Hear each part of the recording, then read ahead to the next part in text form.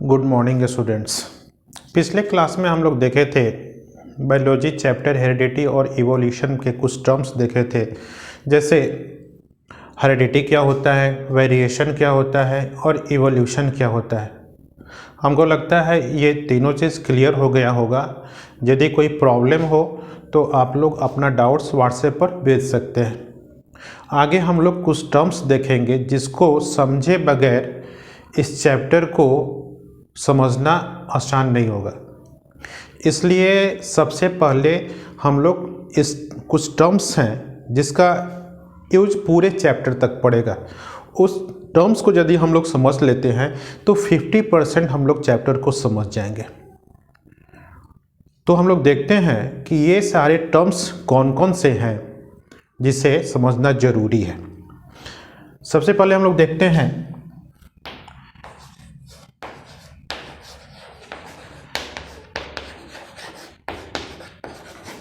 Inherited traits, दूसरा है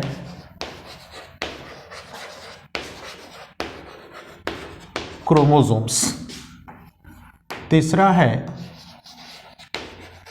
gene, चौथा है एलील्स, पांचवा है dominant alleles,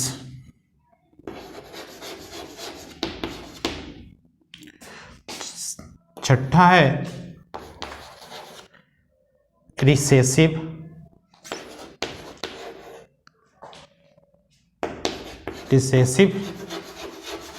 allele, seventh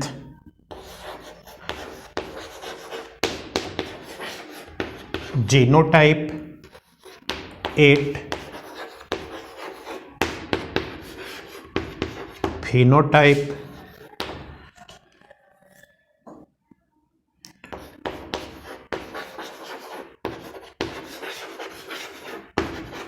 homozygous, heterozygous. ये कुछ इम्पॉर्टेंट टर्म्स है जिसको यदि हम लोग समझ जाते हैं तो समझ जाइए हम लोग 50% अपने चैप्टर को क्लियर कर लिए। इसलिए ध्यान से हमें ये इन सारे टर्म्स को समझना जरूरी है। तो आओ हम लोग शुरू करते हैं पहले से। इनहेरिटेड ट्रेट्स, इनहेरिटेड ट्रेट्स क्या होता है? सबसे पहले हम लोग देखते हैं इनहेरिटेड ट्रेट्स। इनहेरिटेड ट्रेट्स को हम लोग कह सकते हैं कैरेक्टर, ट्रेट्स को हम लोग कैरेक्टर भी कह सकते हैं। Those character which are transmitted from parents to offspring, वो सारे लक्षण जो पेरेंट्स से ऑफस्प्रिंग को ट्रांसमिट होता है, उन सारे लक्षण को, उन सारे कैरेक्टर को हम लोग इनहेरिटेड ट्रेट्स बोलते हैं। फिर से एक बार देखते हैं, वो सारे all those character which are transmitted from parents to offspring are known as inherited traits.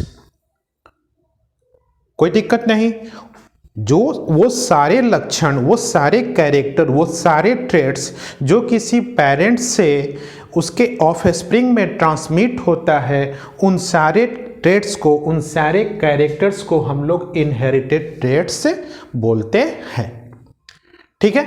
दूसरा है क्रोमोसोम्स।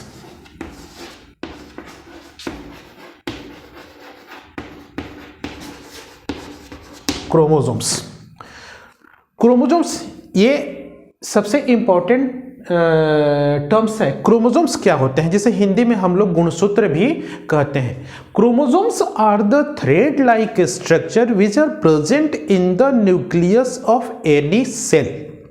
किसी भी कोशिका के केंद्रक में पाया जाने वाला थ्रेड लाइक स्ट्रक्चर है।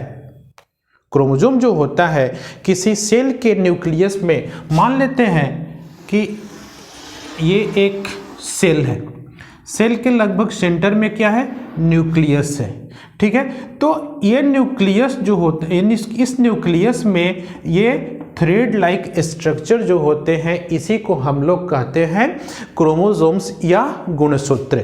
जैसे मनुष्य के न्यूक्लियस में पाए जाने वाले क्रोमोसोम की संख्या कितनी होती है, 46, या हम लोग कहते हैं 23 पेयर। 23 पेयर इसलिए कहते हैं कि हमेशा ये जो 46 क्रोमोसोम्स जो हैं ये हमेशा पेयर में मौजूद होते हैं। जैसे क्या होता है कि first pair means first pair में जो 2 क्रोमोसोम्स हैं वो बिल्कुल एक समान होते हैं और उसको हम लोग कहते हैं होमोलोगस क्रोमोसोम्स। जो जोड़े में क्रोमोसोम्स होते हैं उसे हम लोग कहते हैं होमोलोगस क्रोमोसोम। उसी तरह से क्या होगा, सेकेंड पेयर, ऐसे करते करते कहाँ तक आएगा, 23rd pair. In case of human beings, मनुष्य के केस में ये 46 क्रोमोसोम्स होते हैं, मीन्स 23 पेयर ऑफ क्रोमोसोम्स होते हैं जो मनुष्य की कोशिकाओं के केंद्रक के अंदर पाए जाते हैं। और this chromosomes are made up of DNA, deoxyribonucleic acid. This chromosomes is made up of DNA, deoxyribonucleic acid. Means chromosomes are a long chain of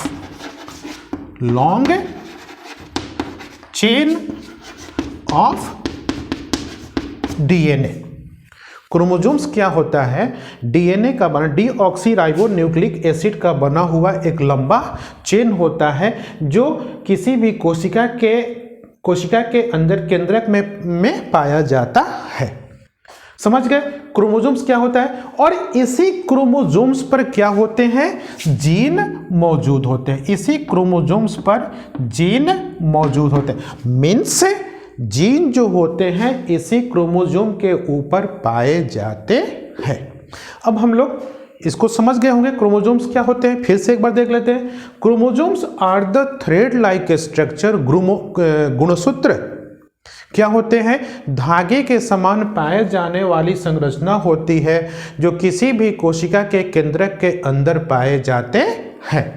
जैसे मनुष्य में किसी भी जाति के जीवों में number of chromosome is always constant, हमेशा क्या होता है। जैसे मनुष्य होमोसेपियंस जो हैं उनमें नंबर ऑफ क्रोमोसोम्स कितने होते हैं, 46, and this 46 are always present in pairs, means 23 pair of chromosomes are present in the nucleus of humans. ठीक है, और एक जोड़े जो एक समान होते हैं, जैसे फर्स्ट पेयर उस जोड़े को हम लोग कहते हैं इसमें जो 2 क्रोमोसोम्स होते हैं जो बिल्कुल इक्वल होते हैं उसको हम लोग कहते हैं होमोलोगस क्रोमोसोम्स। ठीक है, तो ये क्रोमोसोम्स जो होते हैं कहाँ होते हैं, किसी भी कोशिका के न्यूक्लियस के अंदर पाए जाते हैं और ये धागे के समान जैसी संरचना होती है और ये डीएनए के बने हुए होते हैं, डीऑक्सीराइबोन्यूक्लिक एसिड के बने हुए होते हैं। आगे चलते हैं।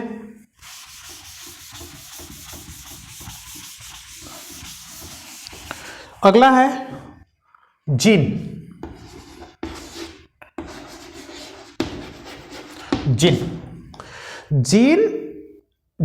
Is the unit of heredity. Gene क्या होता है, unit of heredity, and the genes are present on the chromosomes. जैसे सपोज करते हैं, मान लो कि ये एक क्रोमोसोम्स है, ठीक है, और इसी क्रोमोसोम्स, और ये क्रोमोसोम्स किस चीज का बना होता है, डीएनए का बना होता है, और ये इसी क्रोमोसोम्स पर जीन होते हैं। तो जीन का हम लोग डिफिनेशन क्या देंगे,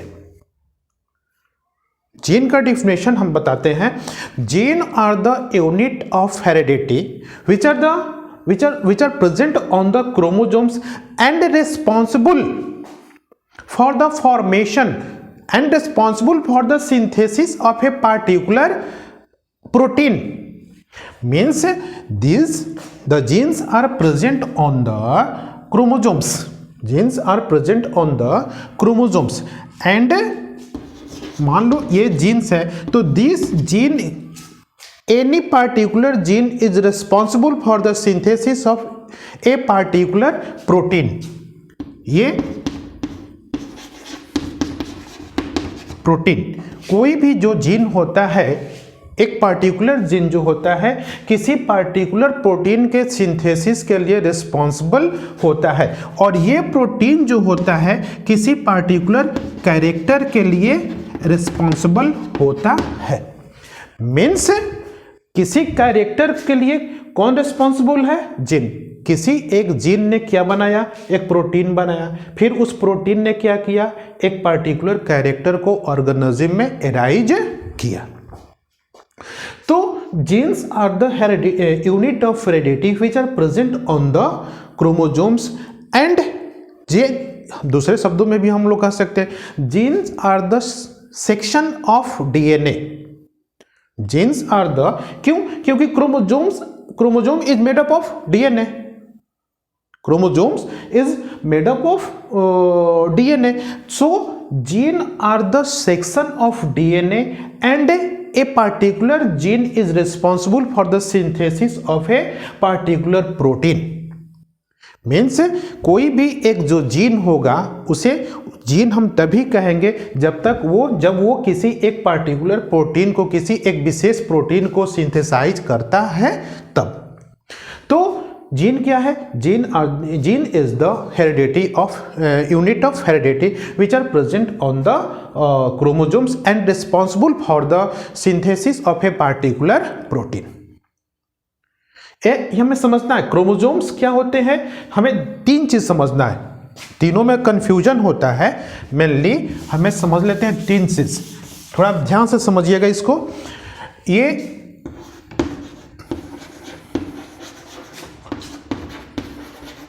क्रोमोसोम्स, डीएनए और जीन, ये तीन चीज हमें समझना है। इसमें हमेशा कंफ्यूजन होता है, क्रोमोसोम किसे कहते हैं, डीएनए किसे कहते हैं और जीन किसे कहते हैं। तो अभी हम लोग देखें कि chromosomes are the thread like structure. Chromosomes are the, details में अभी हम नहीं बता रहे हैं। Chromosomes are the thread like structure which are present in the nucleus.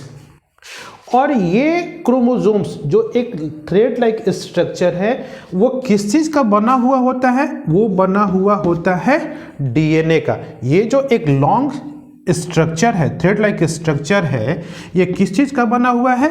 DNA का। डीएनए का, डीऑक्सीराइबो न्यूक्लिक एसिड। मीन्स इस क्रोमोसोम को बनाने वाला कौन है? डीएनए है।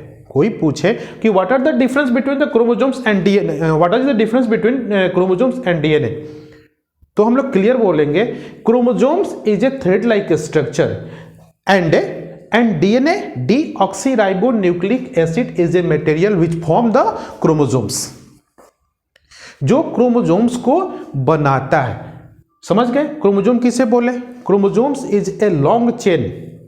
क्रोमोसोम देखो डीएनए जो होता है डीऑक्सीराइबो न्यूक्लिक एसिड, ये इसमें मेनली तीन चीज होता है। पहला है शुगर, दूसरा है नाइट्रोजनस बेस,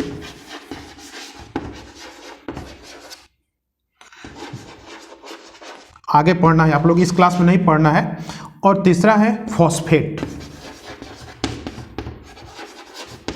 ये तीन चीज मिलकर के एक न्यूक्लियोटाइड बनाते हैं। शुगर, नाइट्रोजनस बेस और फॉस्फेट मिलकर के एक न्यूक्लियोटाइड बनाते हैं। और ऐसे ऐसे बहुत सारे न्यूक्लियोटाइड मिलकर के पॉली न्यूक्लियोटाइड बनाते हैं। मीन्स एक लंबा चेन बनाते हैं।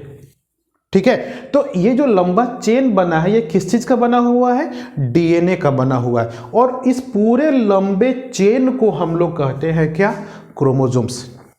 इसके केमिकल स्ट्रक्चर में और सारे मटेरियल होते हैं, लेकिन इस पूरे लंबे इस पॉलीन्यूक्लियोटाइड चेन को हम लोग कहते हैं क्या? क्रोमोसोम।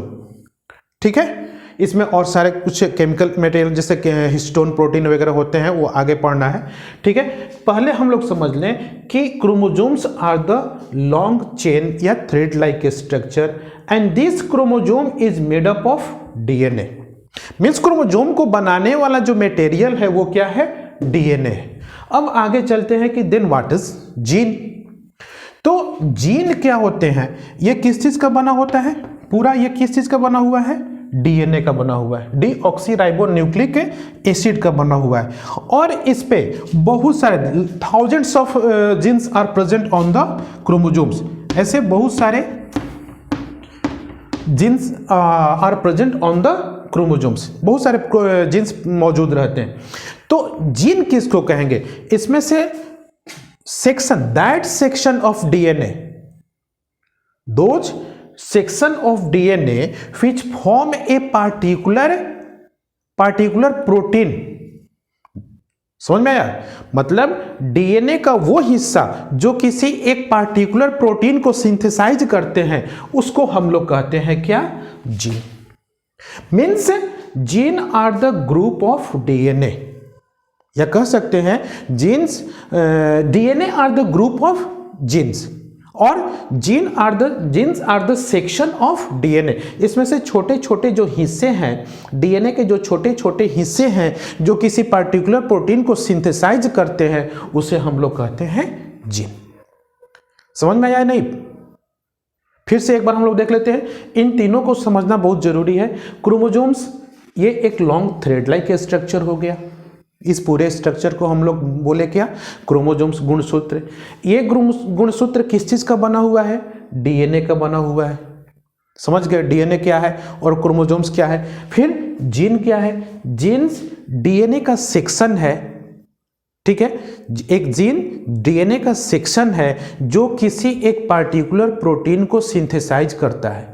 मतलब डीएनए का एक पार्ट है जो किसी एक पार्टिकुलर प्रोटीन को सिंथेसाइज करता है, उसे हम लोग जीन कहते हैं। मीन्स एक क्रोमोजोम्स पर बहुत सारे हजारों जीन्स, एक लंबे क्रोमोजोम्स, एक क्रोमोजोम्स पर हजारों जीन मौजूद हो सकते हैं। और क्रोमोजोम बना किस चीज का होता है, डीएनए का। समझ में आया, इस तीनों को क्लियर कर लीजिएगा फिर से आप एक बार। ठीक है, अगर इसमें फिर से कोई डाउट हो तो आप इसको पूछ सकते हैं। ठीक है, अब हम लोग आगे चलते हैं। ये हो गया, जीन हो गया।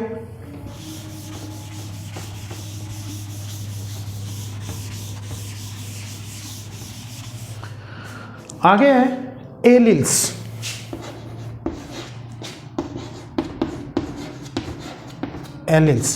एलिल्स क्या होते हैं, alleles are the two form of one gene. एक ही जीन के दो रूप है। Alleles are the two form of one gene. जैसे मान लो कि in case of pea plant, मटर के पौधे के केस में मान लेते हैं कि एक जीन है जो लेंथ को निर्धारित करता है। ये एक जीन है जो लेंथ को स्पेसिफाई करता है, मटर के पौधे की लंबाई को स्पेसिफाई करता है। तब ये जो जीन है इसके दो रूप हैं। ये जो जीन है ये दो रूप में पाया जाता है। ठीक है, इसे मान, ये है, एक हो गया कैपिटल टी और दूसरा हो गया small T.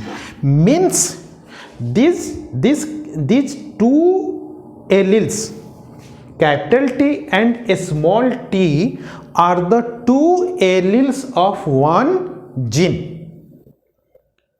This capital T and small t are the two alleles of one gene. Means ये जो जीन है जो लंबाई को, मटर के पौधे के लंबाई को निर्धारित करता है, this gene is present in two form, capital T and small T, and this two form are known as the alleles.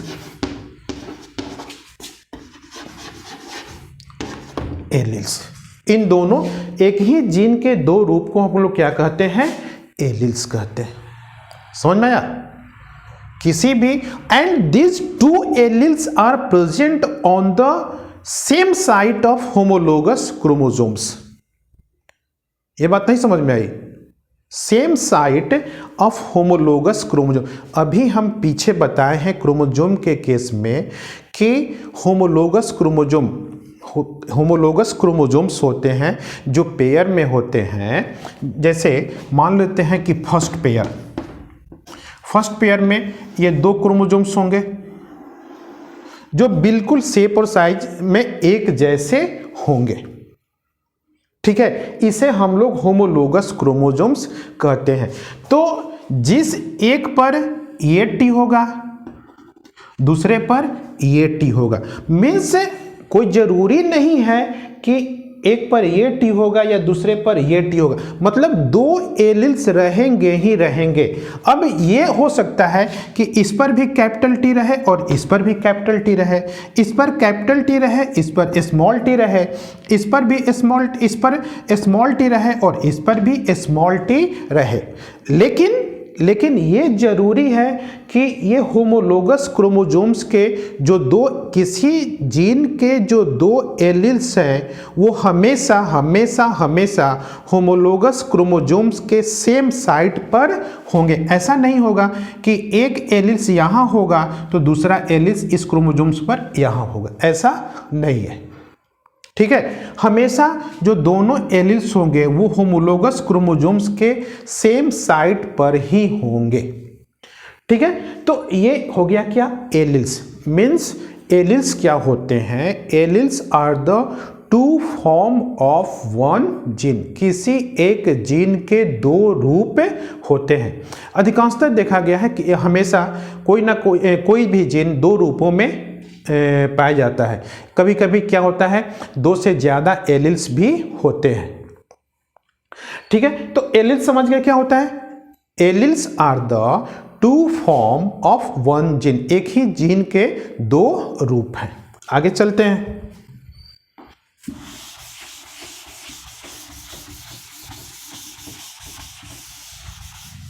आगे है डोमिनेंट और रिसेसिव।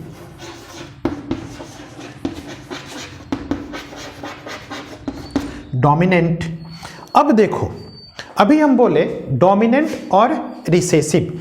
अभी हम बोले कि 2 होमोलोगस क्रोमोसोम्स होंगे। मान लो ये 2 होमोलोगस क्रोमोसोम्स हैं, ठीक है। एक पर कैपिटल टी, दूसरे पर स्मॉल टी। ये जो 2 एलील्स हैं, लंबाई के लिए जो 2 एलील्स है, एक एलील्स है कैपिटल टी और दूसरा एलील्स है स्मॉल टी। तब इस कंडीशन में क्या होता है ना कि एक जो टी होता है, मान लेते हैं कि कैपिटल टी स्मॉल टी के कैरेक्टर को सप्रेस कर देता है। सप्रेस करने का मतलब क्या होता है कि इसका जो कैरेक्टर है वो क्या होता है? दब जाता है, छुप जाता है, और इसका जो कैरेक्टर है वो बाहर की ओर दिखाई पड़ने लगता है। तब इस कंडीशन को हम लोग कहते हैं क्या? डोमिनेंट। तो ये जो एलील्स होगा इसको हम लोग कहेंगे क्या? डोमिनेंट एलील्स, ठीक है। इस कंडीशन को हम लोग कहेंगे क्या? Dominant alleles. दूसरा है रिसेसिव।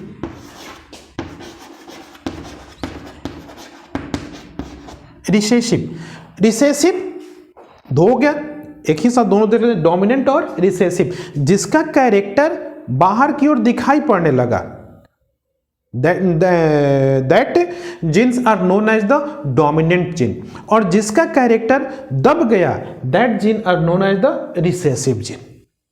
जैसे मान लो कि कैपिटल टी ने स्मॉल टी को दबा दिया, तब पौधा कैसा होगा? उस कंडीशन में प्लांट कैसा होगा? लंबा हो जाएगा, ठीक है।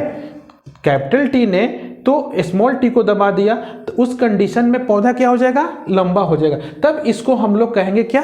ये डोमिनेंट जीन हो गया। और ये क्या हो गया? Recessive gene. मीन्स जिस जीन का कैरेक्टर दब जाए, छुप जाए, उसे हम लोग कहते हैं रिसेसिव जीन, और जिस जीन का कैरेक्टर उजागर हो जाए, दिखाई पड़ने लगे, उसे हम लोग कहेंगे क्या? Dominant gene. ठीक है, आगे देखते हैं। जीनोटाइप,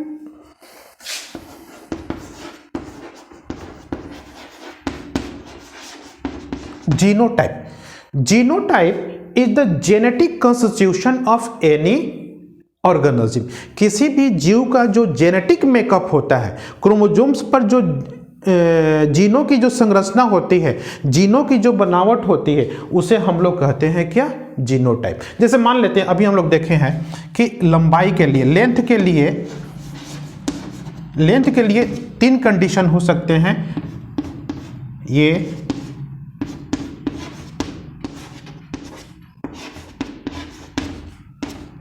ये 3 कंडीशन हो सकते हैं। Both genes are the capital T, 1 capital and 1 small, and both are small.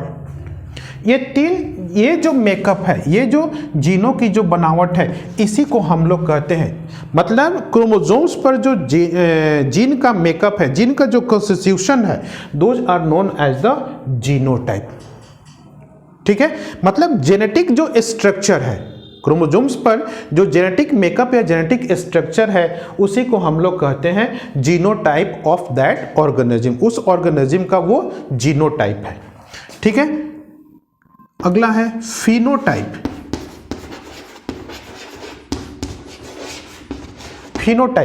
Phenotype is the outward visible character, जो बाहर से दिखाई पड़ने लगे, उस कैरेक्टर को हम लोग कहते हैं phenotype. Phenotype is the outward visible character of any organism. जैसे मान लेते हैं कि यहां पर क्या है, दिस इज द जीनोटाइप, और इस जीनोटाइप के कारण इसका फिनोटाइप क्या होगा? लॉन्ग। मीन्स जो उसकी लंबाई हो गई, जो वो लंबा हो गया, वो उसका फिनोटाइप हो गया। इसके कारण इसका फिनोटाइप क्या होगा? ड्वार्फ। तो ये जो बौनापन हो गया, ड्वार्फनेस हो गया, दिस इज द फिनोटाइप। ये हम बाद में भी बताएंगे। ठीक है, मतलब ये तो बता चुके हैं ऐसे, हालांकि डोमिनेंट और रिसेसिव। मान लो कि यहां पर कैपिटल टी ने इसको इसके ऊपर डोमिनेट कर दिया, तब इसका फिनोटाइप क्या होगा? लॉन्ग। तब उस कंडीशन में इसका फिनोटाइप, इसने कैपिटल टी ने स्मॉल टी को सप्रेस कर दिया, उस कंडीशन में इसका फिनोटाइप क्या हो जाएगा? लॉन्ग। तो ये जो लॉन्ग और ड्वार्फ जो बाहर से दिखाई पड़ रहा है, ये जो कैरेक्टर बाहर से दिखाई पड़ रहा है, इसको हम लोग कहते हैं क्या? फिनोटाइप। अगला है homozygous and heterozygous.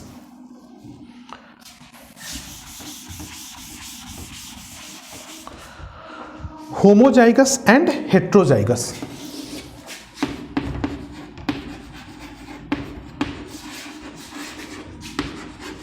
Homozygous is the condition where both alleles are the same.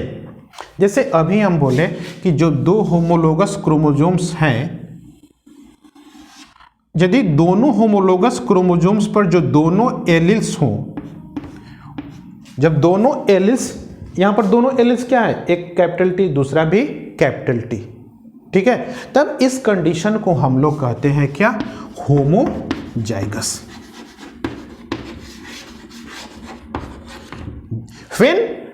when the both alleles are similar, then this condition is known as the homozygous. दूसरा है heterozygous।